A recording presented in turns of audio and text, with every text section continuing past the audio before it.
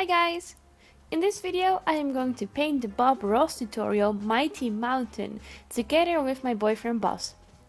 He has no artistic skill whatsoever, so this is going to be a test to see if skills matter when following a Bob Ross tutorial. The supplies I already had at home were oil paints in a variety of colors, linseed oil and white spirit. For the other supplies I sent Bas to the store to get them. At the store I got two canvases, about 18 by 24 inches in size. I also got a number of brushes. It was a fan brush, a 2-inch brush and a 1-inch brush. We also got some nice brownish colors and some white spirit. And as a final thing, some discardable palettes. So we basically already had the titanium white and the white spirit, so we're not going to need any of those. And I think we could also use some tissues and a plate.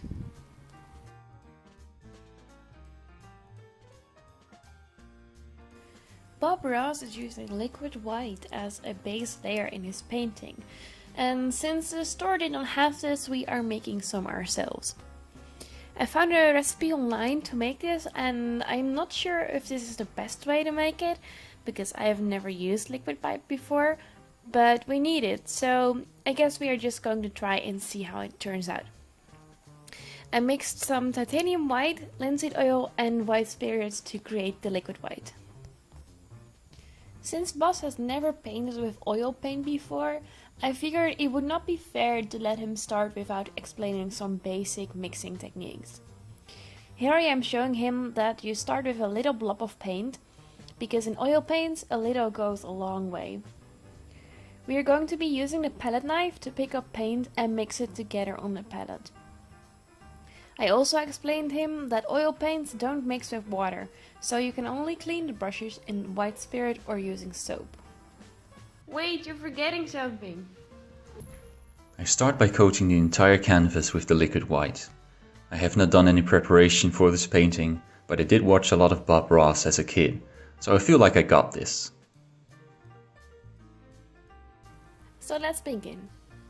Before I did anything, I watched the entire video so I knew what to expect and how the positioning of the different elements will be. After the liquid white, I started off by making the gradient of the sky. I tried to really blend it downwards, and whenever I loaded my brush with more paint, I would start at the top again to keep the most color on the edges of the painting. For the water, the way you move the brush is the most important. Only move it outside in and don't go inside out after that. In this way you keep the strokes of the brush that will look like wrinkles in the water. So it was time to really start with the painting. I watched Bob for a couple of seconds and then tried myself. I immediately noticed how quickly and effectively Bob used the brush to mix the blue and the white evenly, which was more challenging for me. I tried to use the same crisscross pattern that was shown in the video to remove the paint lines, and I think the sky looked alright. I did however notice that we should have used more towels to cover everything, because there were blue and white spots of paint all over the place. For the water I tried to do the same thing, but with the blending I removed most of the white in the middle, which was a shame. Then we moved on to making the clouds. My main focus was to make them stand out from the background and really adding different layers in the clouds. To do so, I cleaned my brush often, because the blue of the background would very easily blend with the white on the brush. To get different tones of white, I used a clean brush with a lot of white paint for bright tones, and to get lighter tones, I gently brushed over the clouds with an empty brush. I tried to really imitate Bob's technique and the way he moved the brush to create the clouds, but I couldn't get the same results. The white mixed with the blue, and no matter how much white paint I added, the clouds stayed blended with the background, instead of popping out. But well, I figured, people are going to look at the mighty mountain, right? Surely they won't look at the clouds. Then Bob taught us to decide where our mountain was gonna live. This is of course a crucial point in the painting, because the positioning of the mountain will affect the entire painting. I decided to place my mountain relatively high, so it would seem as you were looking up towards the mountain. In the next part we mixed some colors to make highlights and shadows to create definition in the mountain. When Bob does this, it looks like he's randomly adding highlights and shadows, but you can see that he has painted plenty of mountains before, and everything he does will add to the shaping of the mountain. In order to have some idea of what I was doing, I looked at pictures of mountains and tried to create variety in the shapes and lines. Something else that I noticed is that Bob is truly an expert in handling the palette knife. He knows exactly how to hold it and how much pressure to apply to get the effect he wants. For me this was a bit more difficult, and in the beginning it felt like I was icing a cake.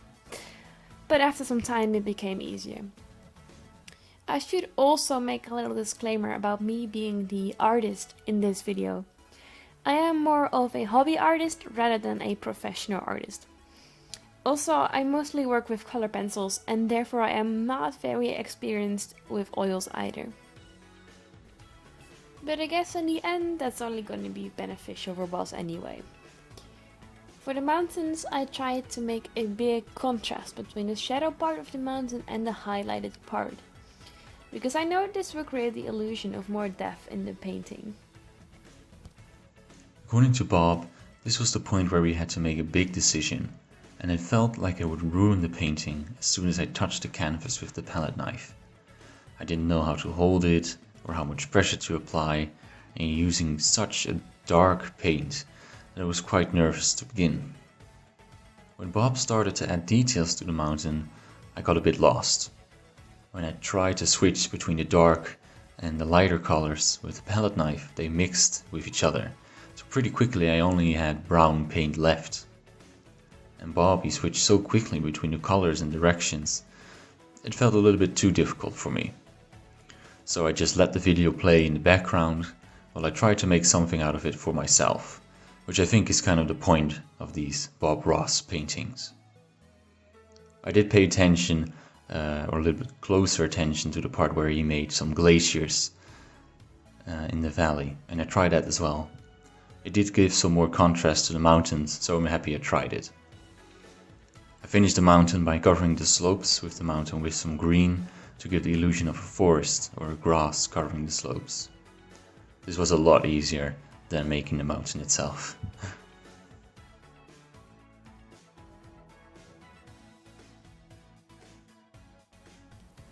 In the next bit, Bas and I are trying to make the trees using the fan brush. I suspect our liquid white contained a bit too much linseed oil, because the green on my brush immediately blended into the background. Therefore it was hard to make the trees stand out, and my colors did not end up as vibrant as Bob's colors. I did, however, try to fix this by using more of the green and adding multiple layers at the base of the trees. I wanted the foreground colors to be more vibrant so they would seem closer, but because of the background problem, this was a bit difficult as well. I tried to really tap the colors onto the canvas instead of blending them in with the background. When I started with the small trees in the background, I had the same problem as Carlijn. The fan brush was not doing at all what I wanted or what Bob was doing, so I was very confused. I ended up using a lot more paint, just trying to fill it in and make it look as best as I could.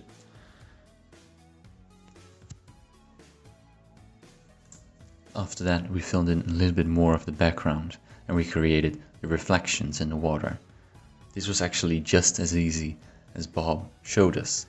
Just grab the brush, pull it down slowly, and you create a nice reflection in the lake. So I was actually really happy with how this turned out. I then gave a little bit more color to the background. I used red and yellow to give the feeling of some bushes with berries and flowers. We also added the coastline, which was actually quite easy to imitate with the waves. There's a point in every Bob Ross video where I think to myself, stop, what are you doing? You're ruining your painting. And this was the point for me, where he drew a very large tree right in the middle of the painting, in front of the mountain, in front of the lake, and all the other details that he made. But in the end it always looks amazing. So we're gonna try and do our best and see how it looks. For this, the fan brush actually worked a lot better. The trees actually looked like trees. And then I only had to draw the trunks with some white and added some highlights with light green, and I was all done. Hey, don't you want a nice red tree? Red?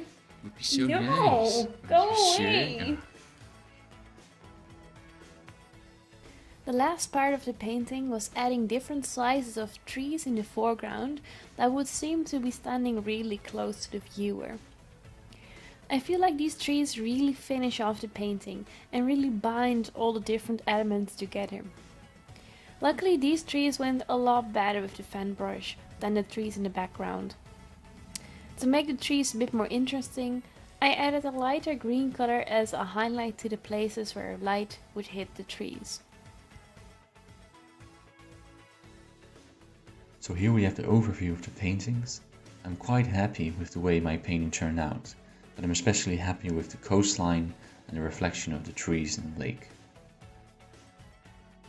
I really like the contrast in the mountains and the sky and how the tree in the foreground brings it all together. Overall, I think we both did a great job. Which one do you prefer and what should we try next? Let us know in the comments below, and for now, thank you for watching.